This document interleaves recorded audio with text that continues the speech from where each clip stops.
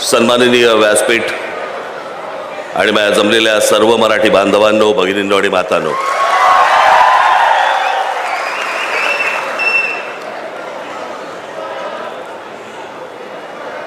गेले 2 दिवस जरा थोडीशी तब्येत नरम आहे.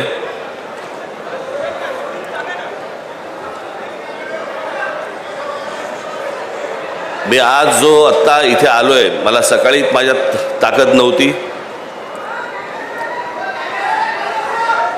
मी फक्त जयंतरावांच्या प्रेमाखातर, तुमच्या प्रेमाखातर म्हणून मी आज इथे आलो.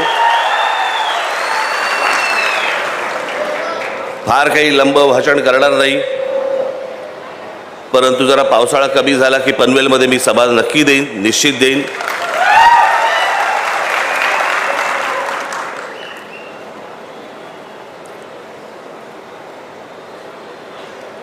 कारण काय झालंय ते हल्ली डॉक्टर सांगत नाहीत.